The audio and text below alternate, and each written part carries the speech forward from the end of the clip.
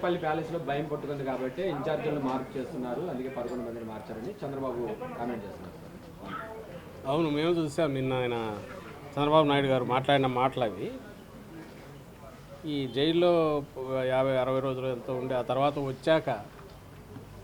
బయటకు వచ్చాక తొలిసారి మీడియాతో మాట్లాడబోతున్నాడు అని వాళ్ళంతా నిన్న ఐ థింక్ మీకు ఇన్వైట్ పంపింది. ఆ తర్వాత అవి కూడా చూసిన తర్వాత నేను అనుకున్నది ఏంటంటే, ఇంకా ఎన్నికలు రాబోతున్నాయి కదా త్వరలో, దానికి సంబంధించి తన పార్టీ గురించి ప్రజలకు ఏం చేశారు, లేదా గతంలో ఏం చేశారు 14-19 మధ్య, లేదా ఏం చేయాలనుకుంటున్నారు అది చెప్తాడేమో అని అనుకున్నాను.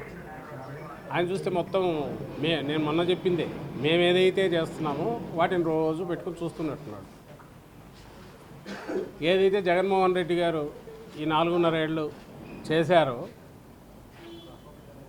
దాని మీద అభూత కల్పనలతో నోటికొచ్చినట్టు వాళ్ళ మీడియాలో పచ్చ మీడియాలో రాసిన వాటిని తీసుకొని దాని మీద ఒకటి బిల్డ్ చేస్తూ వచ్చిన నెరేటివ్, ఏదైతే అభివృద్ధి కానీ సంక్షేమం కానీ బ్రహ్మాండంగా జరుగుతూ వస్తున్నాయి అనేది 5 కోట్ల మంది ప్రజలు చూస్తున్నది వాస్తవమే. 1,60,00,000 కుటుంబాలలో హౌస్ హోల్డ్స్లో 1,47,00,000 కుటుంబాలకు నేరుగా ఏదో ఒక బెనిఫిట్ అందుతున్న నేపథ్యం ఈ 4.5 ఏళ్లలో ఉంటే, ఇవి ప్రతిదీ పేద ప్రజలు పూర్తి తమ హక్కు కింద అనుభవిస్తుంటే, అలాగే ప్రతి విలేజ్లో కూడా కొత్తగా కనీసం అంటే 4 కొత్త బిల్డింగులు వచ్చి విలేజ్ స్కేప్ అంటే అక్కడ ఉన్న దీని స్ట్రక్చర్ మారిపోయిన నేపథ్యంలో, అలాగే గడప గడపకు పరిపాలన అనేది కళ్ళ ముందు కనపడతా అంటే, రాష్ట్రంలో 35 లక్షల ఎకరాలకు గతంలో ఎన్నడూ లేని రకంగా అసైన్డ్ ల్యాండ్స్తో సహా వివిధ రకాల రైతులకు హక్కులు లేని వాటి మీద సర్వ హక్కులు కల్పిస్తూ ఈ ప్రభుత్వం నిర్ణయం తీసుకుని అమలు చేస్తుంటే, అంటే ఆ హక్కులు ఇవ్వడం అంటే వాటి వాల్యూ పెరిగిపోయింది ఒక్కసారి. 31 లక్షల ఇంటి స్థలాలు, దాని విలువ మాత్రమే 70,000 కోట్ల పైన ఉండేది. అది అక్కచెల్లెమ్మ పేరు మీద జగన్మోహన్ రెడ్డి గారు ఇచ్చిన నేపథ్యం. 20 లక్షల ఇళ్ళు పైగా కన్స్ట్రక్షన్, అందులో 5 లక్షల ఇళ్ళు ఆల్రెడీ అయిపోయాయి, ఇంకొక 5 లక్షల ఇళ్ళు జనవరికి పూర్తి చేయాలని తలపెట్టి జరుగుతుంటే,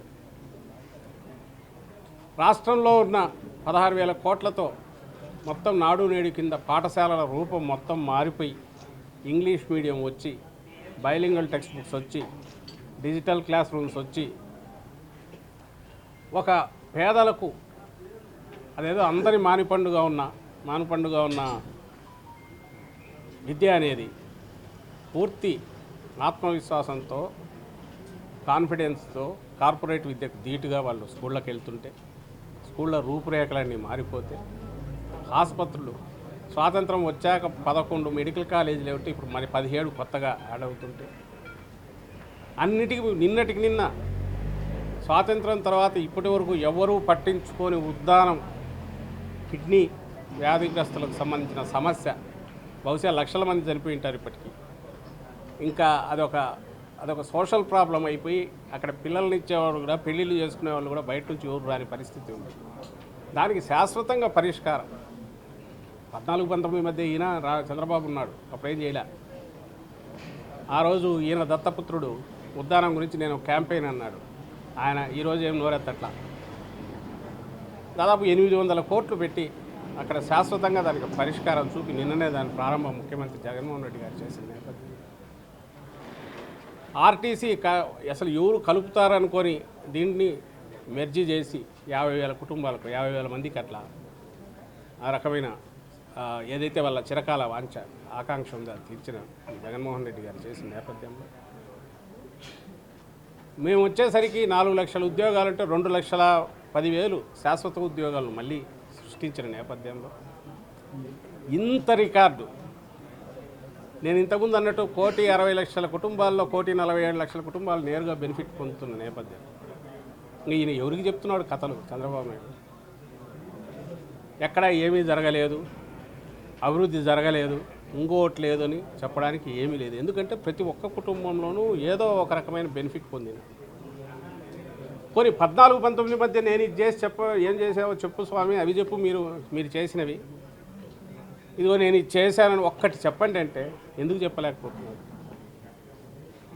నేను ఇంతగా స్ట్రెస్ పెట్టి ఎందుకు అంటున్నానంటే రిమోట్ పాస్ట్ కాదు, 14-19 అందరి మస్తిష్కాల్లో ఇంకా ఫ్రెష్గా ఉంది. చంద్రబాబు నాయుడు ఏమీ చేయకపోగా రాచి రంపాన పెట్టాడని అందరికీ తెలుసు. తుఫాను, కరువులు ఆయన హయాంలో వచ్చిన ప్రతి సందర్భంలోనూ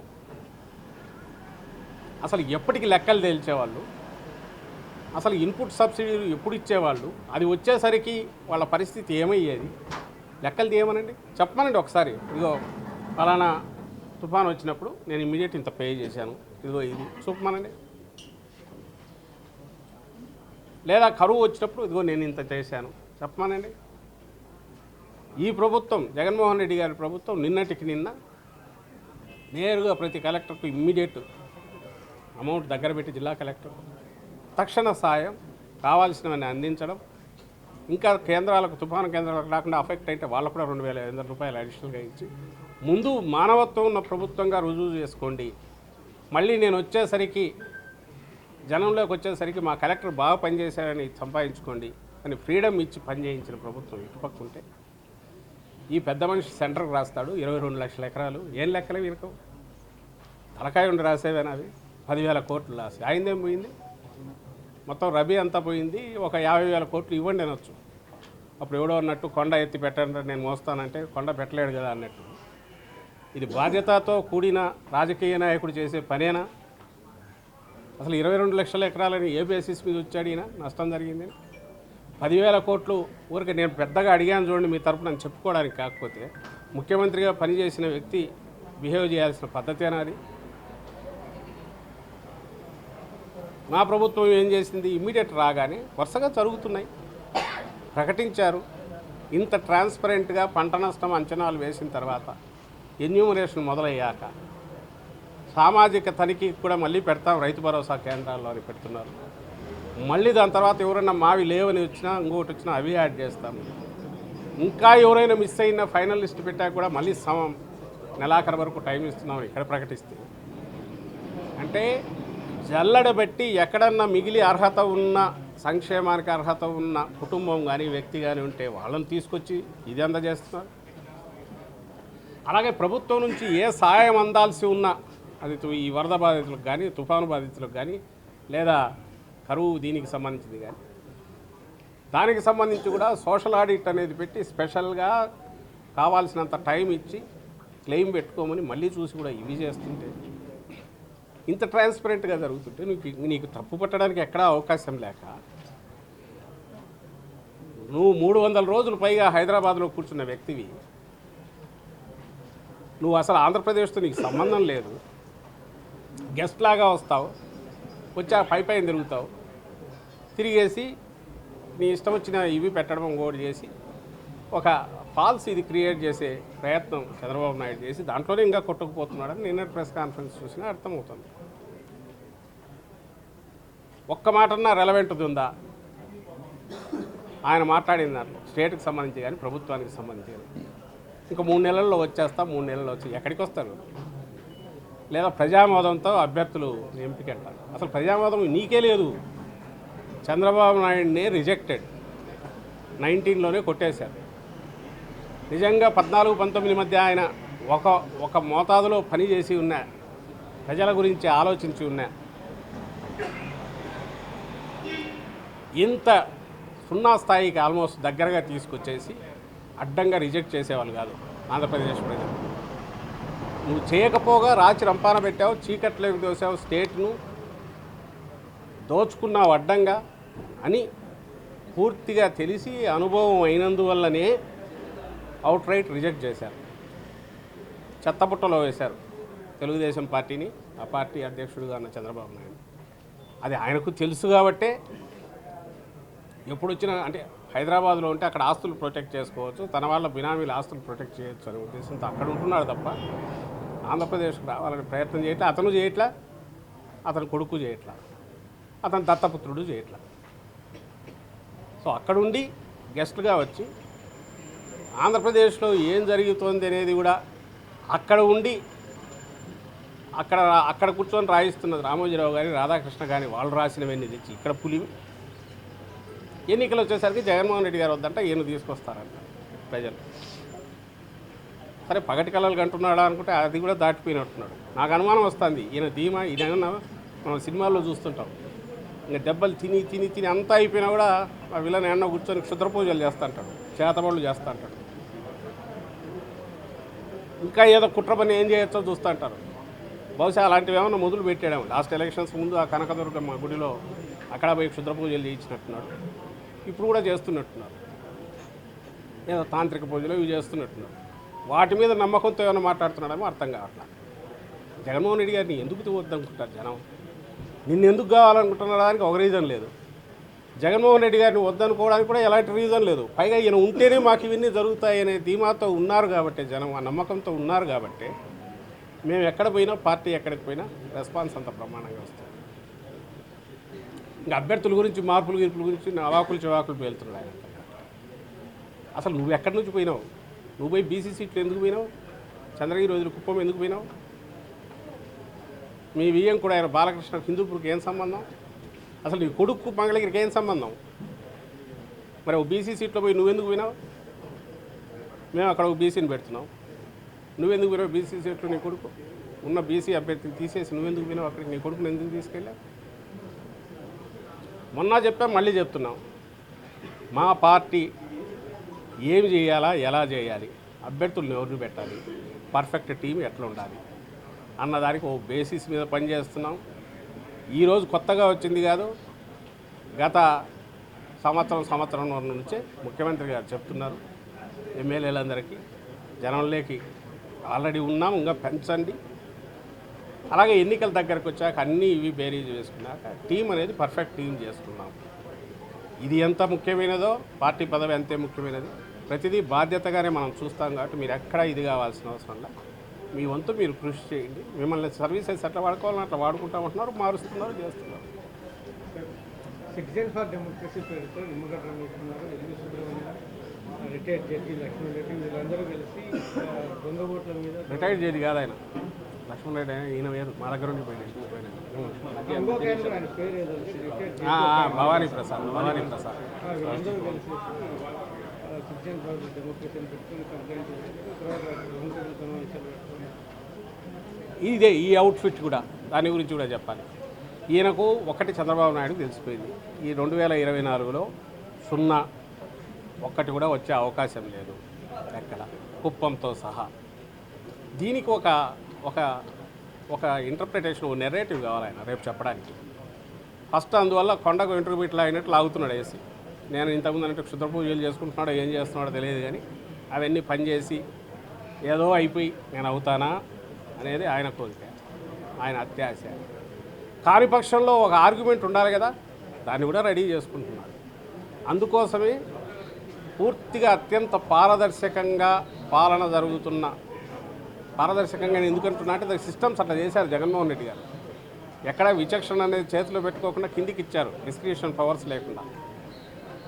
అండ్ ఎక్కడ ప్రతిదీ డీబీటీ ద్వారానో నేరుగానో అర్హతలు ఫిక్స్ చేసి దాని ప్రకారం ఫిక్స్ చేశారు, శాచురేషన్ బేసిస్ మీద పోతున్నారు.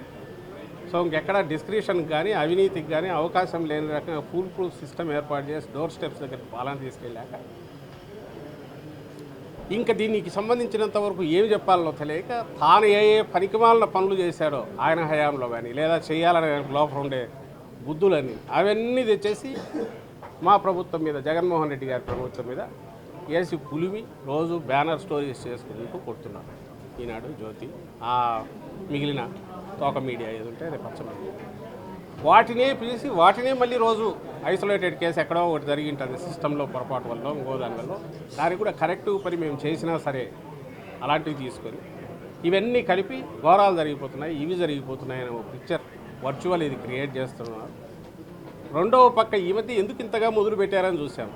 ఒక పక్క నిన్ననే మా ఎంపీలు వెళ్ళి, పార్టీ ఎంపీలు సిఈసి కూడా రిప్రజెంటేటివ్ సబ్మిట్ చేశారు. మీడియాకు మీకు వచ్చి ఉంటుంది, మీరు గమనించి ఉంటారు.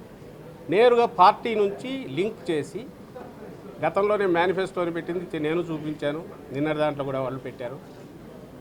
ప్రతి వాడిని మ్యాపింగ్ చేసి, ప్రొఫైలింగ్ చేసి, క్యాష్తో సహా పట్టుకొని ఏవైతే వైఎస్ఆర్సీపీ ఉన్నాయో 14-19 మధ్య ఏం చేశారో మళ్ళీ అది చేసే ప్రయత్నం చేస్తారు. ఒక పక్క వాళ్ళది చేస్తూ అలాగే వాళ్ళు ఎవరో నిన్న కూడా అది బయటకు వచ్చింది. కోనేరు సురేష్ అని ఒక వ్యక్తి ఎవరినో పెట్టుకున్నారు. అతను లక్షలు తీసుకెళ్ళి పడేస్తున్నాడు, డంప్ చేస్తున్నాడు ఈసీ వాళ్ళ మీద. వాళ్ళు కిందికి పంపించి చెక్ చేస్తే జిల్లాల్లో అందులో చాలామంది లైవ్ ఓట్లు ఉన్నాయి. ఎవరు టార్గెట్ పెట్టి చేస్తున్నారంటే వైఎస్ఆర్సీపీ ఓట్లని వాళ్ళు అనుకుంటున్నది, న్యూట్రల్ ఓట్లు అనుకున్నారో ఏదో మొత్తం మీద చేసి ఒక ఇంప్రెషన్ క్రియేట్ చేసే ప్రయత్నం చేస్తున్నది వాళ్ళు. హైదరాబాద్లో తెలంగాణ ఎలక్షన్లు కాగానే ఎక్కడ కౌంటర్లు పెట్టినా మీ మీడియాలో మీరే చూపించింటారు చాలామంది.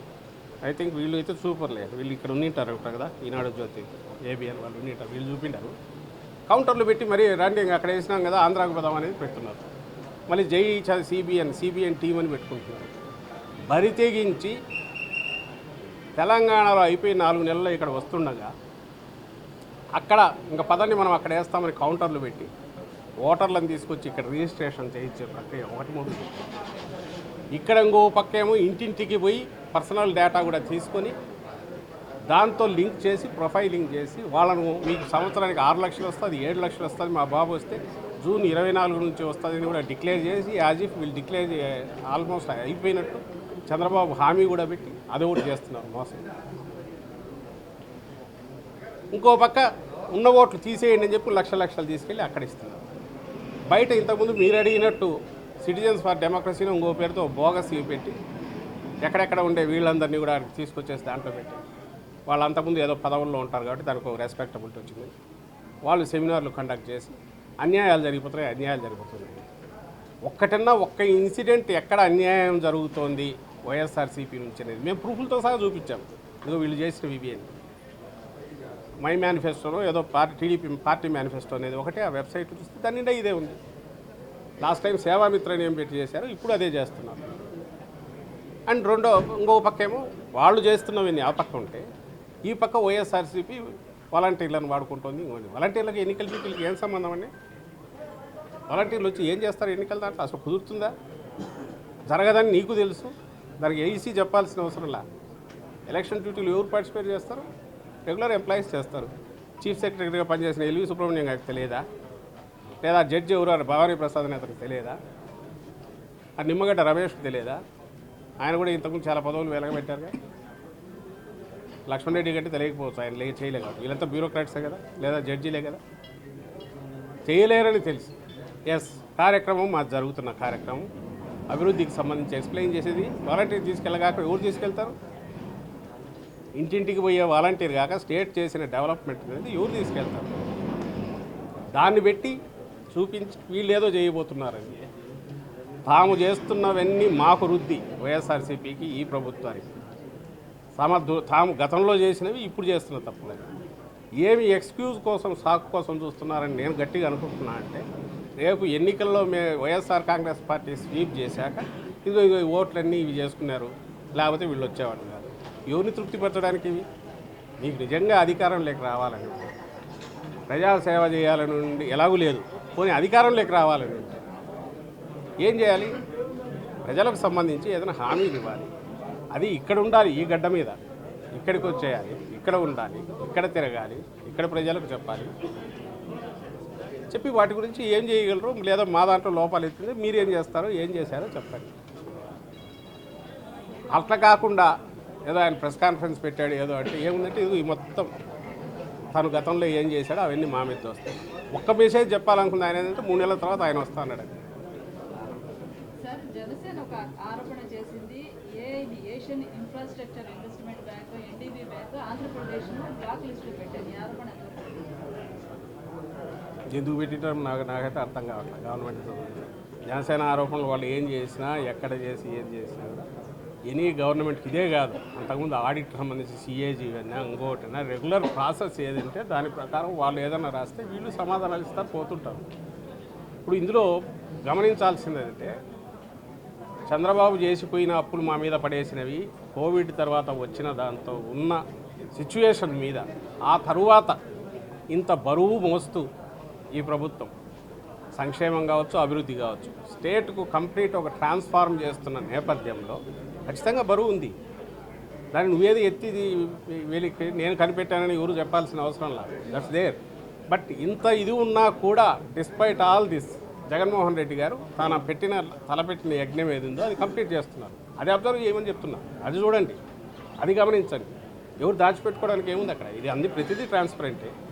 ఒకవేళ అక్కడ నుంచి ఏదైనా క్వశ్చన్స్ వస్తే రాస్తారు, సెంటర్ నుంచి కావచ్చు, ఇంకోటి కావచ్చు, ఏదైనా సరే దాన్ని డీల్ చేసే పద్ధతిలో చేస్తారు. సిటిజన్స్ ఫర్ డెమోక్రసీ వాళ్ళు ఇంకొక అంశం కూడా లేవట్లేదు. జగనన్నే రాష్ట్రానికి ఎందుకు కావాలనే కార్యక్రమం ప్రభుత్వ కార్యక్రమంగా ఎలా నిర్వహిస్తారు, పార్టీకి ప్రభుత్వానికి మధ్య రేఖను చెరిపేస్తున్నారు అని ఎలక్షన్ కమిషన్ కూడా ఫిర్యాదు చేశారు సార్. అదే నేను దాని గురించి చెప్తున్నా. స్టేట్లో జరిగిన డెవలప్మెంట్ గురించి, ఎకనామిక్ ఇండికేటర్స్ గురించి మొత్తం వివరాలన్నీ ఇచ్చి ఇంటింటికి తీసుకెళ్తుంది.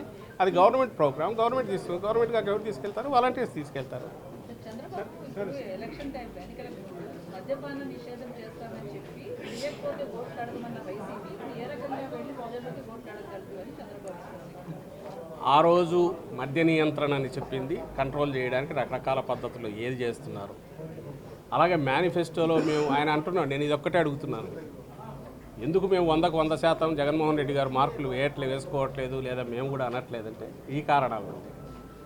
99.5% దాకా పూర్తి చేసిన హామీలు ఉన్నాయి, వాటిని గురించి చూసి చెప్పమనండి ఆయన. దీనికి సంబంధించి కూడా ఒక సోషల్ ఇష్యూగా కూడా ఉన్న దీంట్లో మ్యాక్సిమం కంట్రోల్ చేశారు. రెవెన్యూ తగ్గకుండా ఓ పక్కనే చేసుకుంటూ ఇంకో పక్క కన్జంప్షన్ పూర్తి తగ్గేట్టు ప్రయత్నం చేస్తుంది. అది ఒక ఏదైతే దానివల్ల కుటుంబాలు నాశనం కాని పరిస్థితి మెయింటైన్ చేస్తూ బ్యాలెన్స్ దీంట్లో పోతున్నారు. దానికి సంబంధించి నువ్వు ఏదైతే దాన్నే పట్టుకొని దీన్నే అడుగుతున్నాడు, దాన్ని మిగిలిన 99% వాటి గురించి చూసి వాటి చెప్పు. నువ్వేం చేసావు వాటి చెప్పు. నువ్వు బెల్ట్ షాపులు నీ హయాంలో వచ్చి బెల్ట్ షాపులు ఎవరంటే చంద్రబాబు గుర్తొచ్చే పరిస్థితి నీది. నేను అదే అంటున్నా కదా, నీ ఒళ్ళంతా ఇది పెట్టుకున్నాడు. మా జగన్మోహన్ రెడ్డి గారికో మాకు ఎక్కడ మరక ఉంది అని చూపి చిన్న మరక చుక్కలాగా ఉండేది కనపడుతుంది అని చూసి వెతికే ప్రయత్నంలో నువ్వు కింద మీద పడుతున్నావు. నీ వైఫల్యం అక్కడే కనపడుతుంది. చంద్రబాబు నాయుడు వైఫల్యం అసలు ఎక్కడ ఏం పాయింట్అవుట్ చేయాలనే పరిస్థితిలో ఉన్నారు. కాబట్టి ఏదైతే ఇష్యూ మేము కూడా చెప్తున్నాము, నియంత్రణ దిశగా లాంగ్ టర్మ్లో ప్రయత్నం చేస్తామంటున్నాము, దాన్నే పాయింట్అవుట్ చేసి ఇదెందుకు చేయలేదు చెప్పంటే ఆయన అక్కడే తెలుస్తుంది కదా, ఎత్తి పీరియడ్ దివాళా కోరుతున్నాం అక్కడే తెలుస్తుంది కదా. పూర్తిగా ఆయన కోసం పెట్టబడిన సంస్థ అది. వాళ్ళందరూ కూడా అటుండే వాళ్ళని చూస్తే ఉన్నట్టుండి ఎట్లా పుట్టుకొస్తారు చెప్పండి నాకు. వాళ్ళకు ఒక్కసారి ఎక్కడ లేని ఆలోచనలన్నీ వచ్చి నలుగురు భావసారూప్యం కలిగిన వ్యక్తులందరూ అక్కడికి వచ్చి కూర్చొని దానికి ఎట్టి వాళ్ళు కపిల్ సిబ్బాల్లో ఎన్నో ఎంగేజ్ చేశారంటేనే అర్థం అవుతుంది కదా. ఎల్వి సుబ్రహ్మణ్యం గారికి కుదురుతుందా? అంత డబ్బులు పే చేయగలరా? వాళ్ళ ఫీజులు ఎంత? సుప్రీంకోర్టులో వేసిన దాంట్లో ఐ థింక్ కపిల్ సిబ్బాల్ని అనుకుంటారు, అభిషేక్ సింగ్ ఎవరో మొత్తం మీద టాప్ నాచ్ లాయర్నే పెట్టారు. వాళ్ళ ఫీజులు కోట్లల్లో ఉంటాయి. మరి అక్కడ ఉండే వాళ్ళల్లో జస్టిస్ భవానీ ప్రసాద్ గారు కానీ, నిమ్మగడ్డ రమేష్ గారు కానీ, ఎల్వి సుబ్రహ్మణ్యం గారు కానీ, ఆయన లక్ష్మణ్ రెడ్డి గారు కానీ వాళ్ళే కనబడుతుంటారు. ఈ నలుగురు వీళ్ళకి ఏమన్నా అంత శక్తి ఉంటే మరి వాళ్ళ ఐటీ రిటర్న్స్ అవి పెట్టి ఇదో మేమే చేసామని చూపు మనకు అభ్యంతరం చేసేస్తాం. అభ్యర్థుల మార్పు విషయంలో మీరు క్లియర్గా ఒక మాట చెప్తున్నారు, పర్ఫార్మెన్స్ బేస్డ్ అన్నారు. కేవలం ఇప్పుడున్న ఎమ్మెల్యేలను మార్చడం వల్ల పర్ఫార్మెన్స్ బేస్డ్ అయినప్పుడు ఈ ఎమ్మెల్యేలు ఇంకో ప్లేసులో పెట్టడం వల్ల ఆ పర్ఫార్మెన్స్ అక్కడ వర్కౌట్ అవుతుందని భావిస్తుంది party. Performance in the sense local conditions పెట్టి ఉండొచ్చు, దీని వల్ల వీళ్ళ రిక్వైర్మెంట్ ఇంకో దగ్గర అయితే బాగుంటుండొచ్చు. వీటికి సంబంధించి అన్ని బేరీజ్ వేసుకొని మేము పెట్టుకుంటున్న టీమ్ ప్లేయర్స్ అబ్బాయి, ఇది మా టీం. ఇది జగన్మోహన్ రెడ్డి గారు చంద్రబాబును పెట్టుకోమని వద్దనే అన్నాడు. చంద్రబాబు నాయుడు అదే నేను ఇంతకుముందు అన్న ప్రజామతం ఆయనకే లేని వాళ్ళకే దొరుకుతుంది కానీ అది చూసేది ఏముంది. మళ్ళీ ఎవరికి చెప్పడానికి రహస్యం అంట, ఏమో ఓపెన్ ట్రాన్స్పరెంట్ పెట్టచ్చుగా. జగన్మోహన్ రెడ్డి గారు ఆ రోజు చెప్పారు, ఈరోజు చెప్పారు. ఎక్కడన్నా అవకాశం ఇచ్చిన చోట వేరే చోట అడ్జస్ట్ చేస్తాం లేదా పార్టీలో వాడుకుంటామన్నాక అంతా అయ్యాక 175 మందిని వైఎస్ఆర్ కాంగ్రెస్ పార్టీ చాలా ధీమాతో ఆత్మవిశ్వాసంతో పెట్టిందా, తడబడుతూ పెట్టిందా, కింద మీద పడి డెస్పరేట్గా పెట్టిందా అనేది మీరే చూస్తుంటారు. మేము అనుకోవడం అయితే కూల్గా చేస్తున్నాం, దాని క్యాలిక్యులేషన్స్ వీలైనంత చేస్తున్నాము. ఇంటర్నల్ డిస్కషన్స్ జరుగుతూనే ఉంటాయి. ఓవర్ నైట్ చేసింది కాదు, హఠాత్తుగా ఏదో లేచి ఏదో చేయాలని చేసింది కాదు. ఓవర్ ది పీరియడ్ జరుగుతూ వస్తున్నాయి. వీటిలో చేంజెస్ ఉంటాయి, మళ్ళీ ఇది అవుతాయి. ఆఖరికి వచ్చేసరికి ఒక టీం వస్తుంది. అటువైపు ప్రజలకు ఇవ్వాల్సింది ఏంది? మేమైనా తెలుగుదేశం పార్టీ అయినా ఇక్కడ అల్టిమేట్ నేను ఆయన అనడము చంద్రబాబు నాయుడు లేకుంటే ఆయన కింద ఉండే వాళ్ళ మమ్మల్ని అనడమో కాదు. మేము అడ్రస్ చేసినా, తెలుగుదేశం పార్టీ అడ్రస్ చేసినా, చంద్రబాబు నాయుడు గారు చేసినా, మేము చేసినా ప్రజలకు అర్థం కావడానికి మా వాదన మేము వినిపిస్తున్నాం, ఆయన వాదన ఆయన వినిపిస్తున్నాం. మాకు తెలిసి ప్రజలకు సంబంధించిన వరకు వైఎస్ఆర్సీపీ చాలా నిబ్బరంగా ధీమాతో ఆత్మవిశ్వాసంతో అడుగులు వేస్తున్నట్టు కనపడుతుందని మేము అనుకుంటున్నాం. రేపు పర్ఫెక్ట్గా టీంని దించుతాం. నువ్వు దించు, నువ్వు పెట్టు, వాళ్ళనే పెట్టుకోవద్దనిలా. లాస్ట్ 175 మంది ఉంటే వాళ్ళు నీ దగ్గర పెట్టుకో. ఆ 175లో ముందు నీ దత్తపుతోటికి ఎన్ని ఇస్తున్నావు చెప్పు. సార్ ఇంకొక ప్రచారం సార్, అదే నేను అదే అంటున్నా కదా. మరి ఆయనకు కావాల్సింది అదే కదబ్బా, ఏడుపెందుకు మళ్ళీ ఆయనకు. 100 మందికి ఇప్పుడు నిజంగా మేము ఎంతమందిని మార్చినా మా వల్ల కాదనుకుంటే, మేము ఇంకా అయిపోయినాం, మార్చే కొద్ది ఇంకా ఇది ఊబిలో పడినట్టు పదాం అనుకుంటే, ఈ షుడ్ ఫీల్ హ్యాపీ, సెలబ్రేట్ చేసుకోమను. ఎందుకు దాని గురించి అంత బాధపడడం? వైసీపీ ఈసారి 100 టికెట్ల పైగా బీసీలకి కేటాయించాలి అనే ఒక ప్రస్తావన జరుగుతుంది, నిజమేనా సార్? నిజంగా అంతమంది మీరే ఎవరైనా చెప్తానరా? ఎవరన్నా అంటే చంద్రబాబు నాయుడు చెప్పిస్తున్నట్టున్నారు కదా, ఆయన ఎవరో ఏదో ఇక్కడ ఎవరో ఉన్నారు, మీరు అంటే ఏదో ఇంతకుముందు అన్నిందే ఎవరో అడిగారు మద్య నిషేధం అని చెప్పినారు, అదొక్కటే అడుగుతున్నా అన్నట్టు. మాకు పరీక్షలు ఎన్ని పెట్టాలా, ఏం చేయాలనేది మన బీసీల దగ్గర, ఎస్సీల దగ్గర, లేదా మహిళలకు సంబంధించో, ఎస్టీల దగ్గర, మైనారిటీలో అక్కడ మా క్రెడెన్షియల్స్, జగన్మోహన్ రెడ్డి గారి క్రెడెన్షియల్స్ ప్రూవ్ చేసుకోవాల్సిన అవసరమో దాని గురించి చెప్పుకోవాల్సిన అవసరం ఉందైతే మేము అనుకోవట్లేదు. నువ్వు తిప్పలు పడాలా, చంద్రబాబు నాయుడు పడాలా, ఆయన మోసేవాళ్ళు పడాలా, దానికి సంబంధించి తిప్పలు పడాలా. ఎట్లా ఇదిగో మేము కూడా ఉన్నామని చెప్పడానికి వాళ్ళు తిప్పలు పడాలి. మాకు ఆ అవసరం లేదు, దాని గురించి పెద్ద మేము ప్రూవ్ చేసుకోవాల్సింది ఉందని నేను అనుకోవట్లేదు. కావాలని నువ్వు ఇంతే చేసినావు, 90 చేసినావు, ఆ 10 ఎందుకు చేయలే, నువ్వు 10 చేయలే కాబట్టి 100 ఫెయిల్ అనే తలకాయ లేని మాటలో, లేదా కావాలని విషపూరితమైన ఆలోచనలతో చేసే మాటల గురించి మేము సమాధానం చెప్పాల్సిన అవసరం ఉందని నేను అనుకోవట్లేదు. ఎస్సీ బీసీలకు ఎంతో మేలు చేసాము, ఆ సీట్లే ఎక్కువగా మారుస్తున్నారని చెప్పి ఎట్లా చంద్రబాబు అది ఎస్సీలకు బీసీలకు ఎంతో మేలు చేసామంటున్నాం వైసీపీ.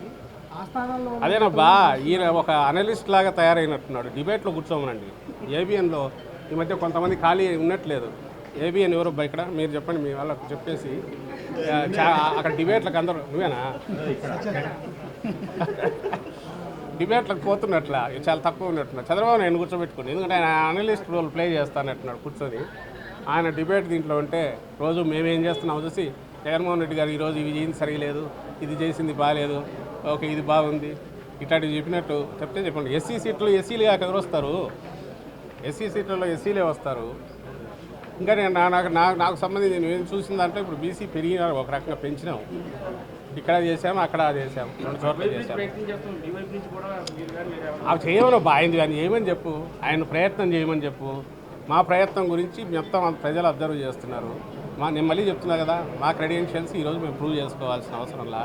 జగన్మోహన్ రెడ్డి గారు ప్రత్యేకంగా ఎక్కడా లేని ఒక బెంచ్ మార్క్ క్రియేట్ చేసి, అంతకుముందు ఇంత ఉంటే ఒకేసారి ఇంత పెద్ద గీత గీశారు. యాజ్ ఫార్ యాజ్ సంక్షేమం, అందులోనూ ఎస్సీ ఎస్టీ బీసీ మైనారిటీలకు సంబంధించి తగలమనం ఎంత తగులుతాడో, ఆయన ఏం పెంచుతాడో చూడమని చెప్పి ఖచ్చితంగా మన దీనికి వైఎస్ఆర్సీపీకి సంబంధించినంత వరకు సామాజిక సాధికారత దిశగా ఎక్కడ అవకాశం ఉంటే అక్కడ వీలైనన్ని అయితే పెరుగుతాయి, ఆ వర్గాలకు పెరుగుతాయి. అండ్ 175 అది పర్ఫెక్ట్ టీం తయారవుతుంది. ఈ 2 బ్యాలెన్స్ చేసే ప్రక్రియ మేము చేస్తున్నాం. చేతనైతే చంద్రబాబు నాయుడు గారు అది చేసుకోమని చెప్పండి, అంతే తప్ప మా దానిలకు సంబంధించి రోజు ఆయన పొద్దుపోని కామెంట్స్ చేయడం వల్ల ఆయనే ఇదైపోతాడు. ఆల్రెడీ ఎత్తిపోయినాడు. ఏం మాట్లాడుతున్నావు అంటే ఏం మాట్లాడుతున్నావు అర్థం కాదు. నీ చెప్పుకోకుండా వాళ్ళ మీద ఎందుకంటే జనం కూడా ఆయనే తిడుతున్నారు. సబ్స్క్రైబ్ చేయండి. Please do subscribe to Please like, share and subscribe to top Telugu TV. Top Telugu TV. Top Telugu TV.